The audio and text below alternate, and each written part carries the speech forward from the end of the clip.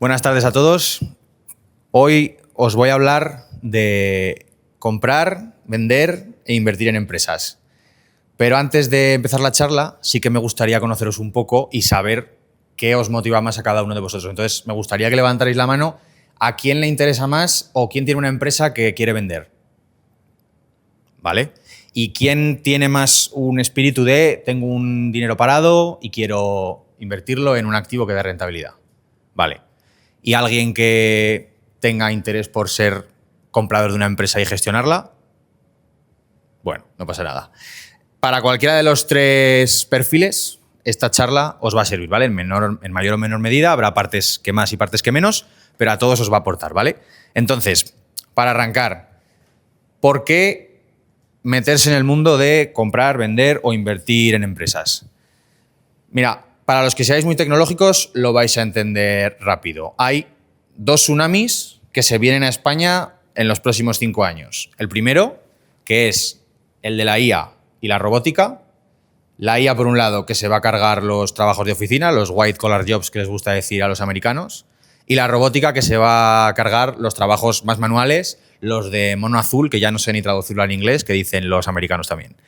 Y la segunda ola, el segundo tsunami que se viene, es que en los próximos 5 años hay 400.000 empresas que se tienen que jubilar y 400.000 empresarios que por tema generacional de que son boomers se van a tener que jubilar y no van a tener relevo generacional. Están en riesgo de desaparición porque no tienen relevo generacional, porque o no tienen hijos o a sus hijos no les interesa el mundo empresarial, son funcionarios, viven fuera de España, lo que sea. La cuestión es que tienen una empresa a la que le han dedicado 20, 30, 40 años de su vida y nadie la va a heredar. Entonces, esos dos ingredientes hacen que durante los próximos 5 años tengamos un cóctel perfecto para meternos en todo esto, ¿vale? Ya os digo, ya sea como comprador, inversor o como vendedor de empresa, ¿vale? Si es vendedor de empresa, pues porque quieres tener una jubilación importante. Antes de seguir, disclaimer. Todo lo que os voy a contar ahora, ¿vale? Que os quiero hablar un poco de cómo es todo el proceso de vender una empresa o de comprarla. Disclaimer. Todo lo que os voy a contar no recomiendo que nadie lo haga, y menos si es la primera vez, por su propio pie, ¿vale? Porque va a parecer un proceso que en pasos es muy sencillo, pero luego cada paso se enreda, tiene sus intríngulis y si lo haces la primera vez solo, te puede generar problema. Entonces, ya sea conmigo o con un tercero, yo siempre recomiendo asesorarse, porque ya os digo que hay puntos donde las operaciones se enquistan y si no tienes a alguien que te lleve de la mano del principio hasta el final, te puedes quedar bloqueado habiendo puesto ya dinero de por delante y todo eso, o por lo menos tiempo, y todo eso es muy desagradable. Entonces, si os queréis formar conmigo o queréis que yo os asesore sobre una compra o una venta de empresa, arbitroyempresario.com. Allí cada día te envío un correo con conceptos, con recomendaciones, con tips para comprar o vender una empresa y pongo las oportunidades que a mí me llegan de compra, que ya os digo que vuelan rápido porque suelen ser operaciones bastante interesantes. Pues hablamos de cifras de facturación de 500.000, 600.000, 750.000 euros y unos EBITDAs de 100.000, 120.000, 150.000 euros, que al final son negocios que dejan mucho dinero, ¿vale? Entonces, os recomiendo que si os queréis meter, os metáis cuanto antes, porque pues igual mañana pongo una oferta que dentro de 2 días ya no está, ¿vale? Entonces, hecho el disclaimer, vamos a hablar de los 3 puntos principales que tiene un proceso de compraventa de empresas, ¿vale? El primer punto es la fase de discovery, que me diréis, vale Álvaro, ¿qué es la fase de discovery? La fase de discovery, ya seas un comprador o un inversor, simplemente se trata de descubrir, por eso viene el nombre en inglés, qué sector nos interesa invertir, ¿vale? Bien, ¿por qué? Pues oye, porque hemos visto que resulta que las empresas de transporte últimamente estáis viendo que hay más camiones y a partir de eso nace una tesis de inversión de que es interesante comprarse una empresa de transporte por carretera. Estoy diciendo una tontería, pero creo que es para que nos entendamos todos, ¿vale? ¿Qué podemos hacer para descubrir un sector? Pues tenemos básicamente 3 alternativas. La primera es que existen ficheros tipo Savi de Informa donde puedes descargar todas las empresas de un sector, las puedes filtrar por sector, por zona geográfica, por facturación, por EBITDA. Es verdad que es muy completo, es una herramienta muy buena, es de pago, Parece que el fichero mínimo que tienes que pagar está en torno a 250, 300 euros al mes para tener el acceso, pero es verdad que es una herramienta muy útil y muy buena. Problema que tiene, además de ser de pago, que no te filtra por empresas que están en venta. Él te va a dar todas las empresas por el filtro que tú le pongas. Si le dices empresas en Madrid, te va a dar todas las empresas madrileñas. Y a partir de ahí tú tienes que ir una a una, llamándolas, contactando. Es verdad que te va a dar los datos de contacto de la persona, pero tienes que ir una a una con ellas, contactando, para ver si esa empresa estaría en venta o si no y por cuánto. Claro, si sois novatos en esto, pues os va a costar contactar con la empresa, con la persona concreta, os va a costar tantearla de primeras, os va a costar iniciar la negociación, vais a tener un montón de trabas que por eso os decía antes que es mejor que vayáis de la mano con alguien. La segunda alternativa para la fase de discovery, existen herramientas tipo Dili que sí que ahí permite que te registres.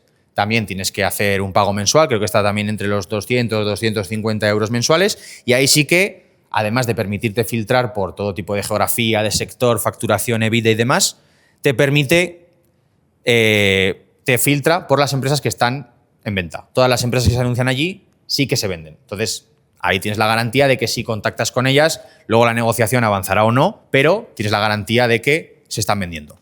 Problema principal que tiene, lo primero, que es de pago. Lo segundo, que solo trabajan con empresas que facturan más de 1 millón de euros y tienen 200.000 euros de EBITDA o más. Para aterrizarlo, una empresa que gana más de 200.000 euros de EBITDA al año se va a vender del orden de 800.000, 1 millón de euros para arriba, ¿vale? Dependiendo un poco del sector y tal, que eso podríamos estar aquí horas hablando, pero al final entiendo que son cantidades que no todo el mundo tiene a su alcance. Aquí la gracia está en que compréis una empresa por 30.000, 40.000, 50.000, que quizás son dineros que sí que son más accesibles para todos, pero si tenéis que poner 100.000 o 200.000 euros, la cosa se complica. Entonces, hay herramientas como Dili quizá no sirven tanto porque trabajan solo de ese tipo de empresas para arriba. Y la tercera alternativa, por supuesto, es contar con la ayuda de un broker que te permita encontrar empresas que se adecúen pues, al sector, a la facturación, al precio de venta, al sector que tú estás buscando. Entonces, nuevamente, si queréis contar conmigo para ese tipo de servicios, arbitroyempresario.com, si entráis ahí, contactáis conmigo y vemos qué empresas tengo en cartera o qué sector concreto os interesa o qué zona geográfica y yo hablo con contactos para pues, oye, encontrar la empresa que más se adecua a vuestra necesidad. A ver que no me deje nada. Vale. Entonces, primera fase, discovery, ¿vale? Por recapitular. ¿Qué 3 maneras tenemos de hacer discovery? Los ficheros tipo Savi, las herramientas tipo Dili y los brokers que te conectan comprador con vendedor, ¿vale? Lo mismo si eres inversor, también te puede servir cualquiera de estas 3 herramientas. ¿Vale? Segunda fase, la fase de due diligence, ¿vale? La due diligence que básicamente es analizar una empresa de principio a fin, ¿vale? Pues una vez tú ya has localizado el sector y la empresa dentro del sector que quieres que se venda, contactas con ella, ok, nos sentamos a negociar. La primero que tienes que hacer es entrevistarte con el dueño, con la persona vendedora o los vendedores si son varios socios y desgranarle pormenorizadamente cómo funciona el negocio. De dónde entra el dinero, dónde se van los gastos, cuánto queda de EBITDA, cuánto queda de beneficio, se han aplazado impuestos, no se han aplazado impuestos, se amortiza mucho, se amortiza poco, cuántos trabajadores tengo, en fin, un montón de condiciones que necesitas conocer porque luego habrá cosas que resten y cosas que sumen. Incluso, esto los que seáis de aquí empresarios lo sabéis, hay cosas que tienen todos los negocios que pueden ser mixtas. Por ejemplo, el sector de los audiovisuales, que es el que domino yo porque es donde están mis empresas, tiene una cualidad buena que es que fidelizas a los clientes muy fácilmente. Si tú le haces bien un evento a un cliente, es muy fácil que ese cliente repita contigo, ¿vale? Lo vas a fidelizar. Es la otra cara de la moneda de que igual que tú fidelizas mucho, tu competencia fideliza mucho. Te va a costar captar clientes. Pues eso es, por ejemplo, una característica de ese negocio que es buena y mala a la vez. ¿Se entiende? ¿No? Vale.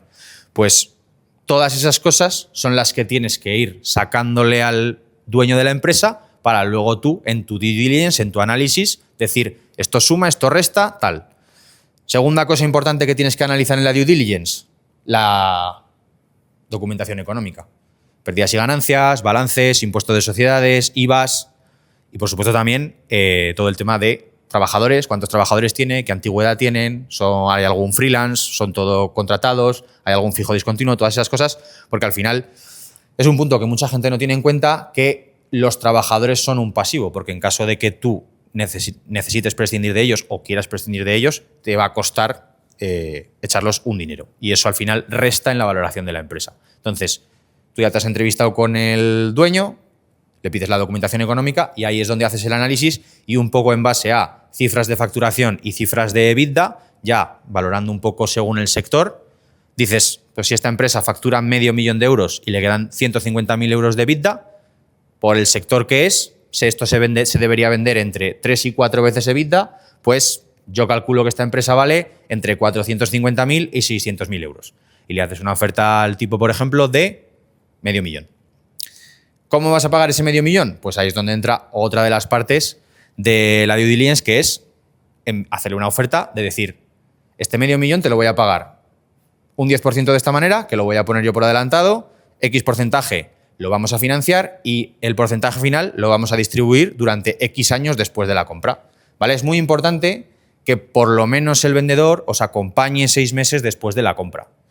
Lo primero, porque os va a ayudar a hacer la transferencia de la empresa de forma más natural, porque si no corréis el riesgo de que los proveedores no les caigáis bien, de que los clientes no quieran trabajar con vosotros y de que los trabajadores os hagan una peineta y digan que no quieren saber nada. Y de repente una empresa que facturaba 500.000 de la noche a la mañana, en cuestión de 2 meses, ahora factura 200.000 porque habéis perdido la mitad de lo que había y no sabéis por qué. Entonces, yo os recomiendo un año, pero por lo menos que el empresario os acompañe durante 6 meses para evitar todo eso. Y además así lo tenéis un poco cautivo de que como le habéis diluido parte del pago en ejercicios posteriores, él se va a preocupar de que esos ejercicios la empresa siga yendo por lo menos igual de bien que iba para asegurarse ese pago, porque si la empresa quiebra, lo perdiste. ¿Vale? Voy a mirar otra vez la chuleta para ver si no me dejo nada. Vale. Entonces, ya os he explicado un poco cómo calcular el precio, el tema de la entrevista y el tema de dejar un poco cautivo al empresario de esa manera, ¿no? Al vendedor.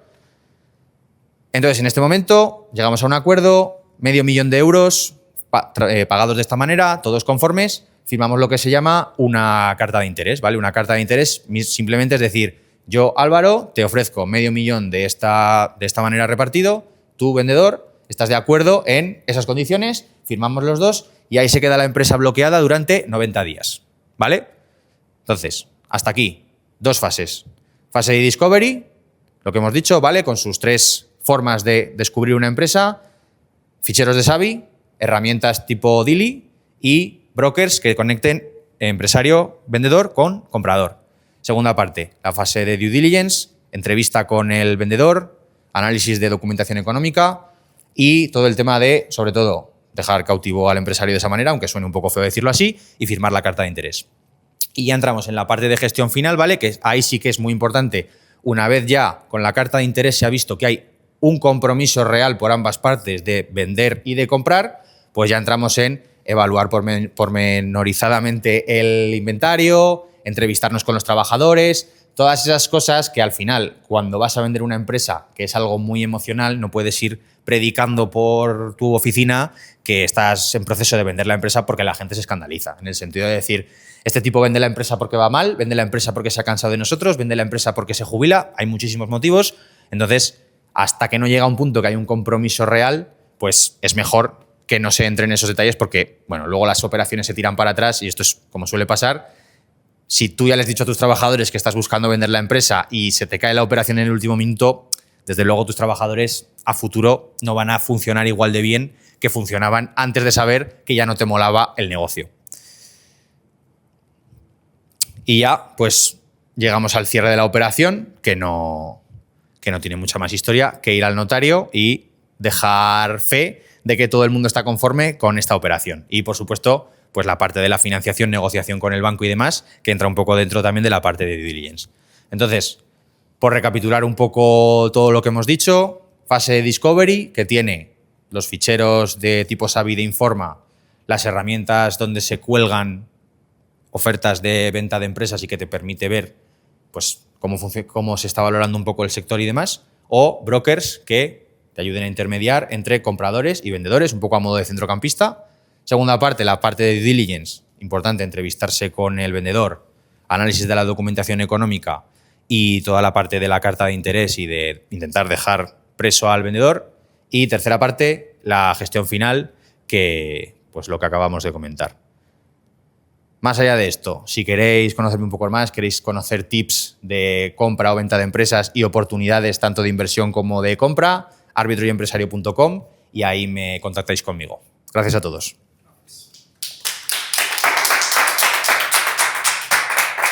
No sé si hay alguna pregunta.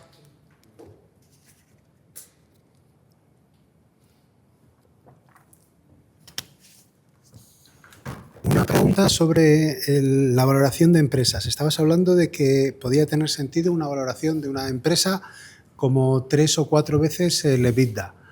¿Hasta qué punto ese tipo de valoraciones son estándar o son habituales o dependen del sector? O, ¿en qué se puede basar alguien para saber cuál es el multiplicador de EBITDA, que supongo que es un parámetro razonable en un caso determinado? O sea, el EBITDA, salvo sectores muy concretos que funcionan bajo sus propias normas y que ellos lo saben y se entienden solo entre ellos, es el ratio por excelencia. Todo el mundo mira el EBITDA porque al final es un poco lo que te dice: mi empresa ingresa tanto por los negocios que hace y tiene unos gastos corrientes de tanto. Entonces, es lo que te dice que tu negocio al final, el modelo de negocio que tú estás planteando, da dinero. Aunque al final de todo en la cuenta de pérdidas y ganancias no te lo dé, si el EBITDA es positivo, tu empresa gana dinero. Entonces, volviendo a lo que me preguntas, en el tipo de empresas que estamos hablando, que estarían por debajo del 1.000.000 de facturación y 200.000 euros de EBITDA, suele rondar las 2,5 veces, 4 veces y media el EBITDA.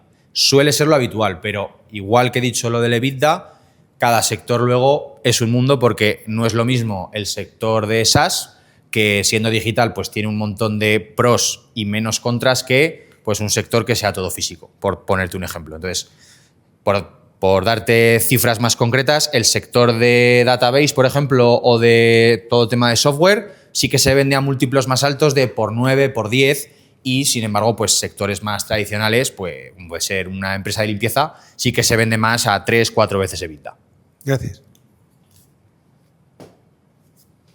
Muchas gracias por la charla, la verdad que ha estado muy bien. ¿Qué ventajas, o sea, qué pros y contras le ves a la compra de una empresa frente a montarte un negocio propio? Para alguien, por ejemplo, que está empezando. A ver, que yo tampoco soy aquí, no soy gilipollas, ¿no? Y sé que comprar una empresa requiere un capital inicial que muchas veces cuando estás empezando no tienes. Pero para todo aquel que tenga esa vena, digamos, emprendedora, pero le dé miedo a arrancar algo de cero, me parece la situación, o sea, el escenario ideal, porque tiene muchas ventajas respecto a empezar un negocio de cero, siempre y cuando cuentes con el capital, ¿no? Al final, ¿qué es lo más complicado de empezar un negocio? Validar el producto, encontrar los primeros clientes, al final empezar a hacer que la piedra o que la máquina ruede, ¿no? Necesitas una tracción inicial que requiere mucho combustible o empujar mucho. Todo eso, comprando un negocio que lleva 20, 25, 30, 35 años de funcionamiento, te lo ahorras. Tienes un producto validado, facturas, tienes clientes fieles, ganas dinero, entonces estás comprando 25 años de inversión de tiempo de otra persona. Entonces, en este contexto, la tasa de fracaso de estas operaciones es del 10%, o sea, 9 de cada 10 operaciones que se hacen salen bien, porque al final, si compras una empresa que tiene 40 años de vida, que ha sobrevivido a la crisis financiera, al COVID, es que tienes que ser muy zoquete para cargártela. Tienes que ser muy zoquete. Por eso, a mí me parece que el ratio de riesgo-beneficio está muy desigual hacia el beneficio. Muchas gracias.